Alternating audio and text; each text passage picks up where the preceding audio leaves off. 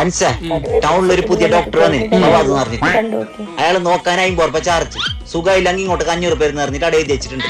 അപ്പൊ നമുക്ക് ഇയാളെ പറ്റിച്ച് നല്ലോണം പൈസ ഉണ്ടാക്കാലോ. അപ്പൊ ഞാൻ ഫസ്റ്റ് പോയിട്ട് പറ്റിച്ചു വരുന്നു. വരൂ. എന്താ അസുഖം? ഡോക്ടറെ ബായിക്ക് ഒരു രുചി അറിയുന്നില്ല. ഇത് വളരെ സിമ്പിൾ ആണ്. ഈ മരുന്നൊന്ന് കഴിച്ചു നോക്കൂ. ഇത് മണ്ണെണ്ണല്ല ഡോക്ടറെ. അതെ, ഇപ്പൊ രുചി അറിയുന്നില്ല എന്നുള്ള അസുഖം പോയില്ലേ? കൗണ്ടറിൽ 50 രൂപ കൊടുത്തോ പോയിക്കോ.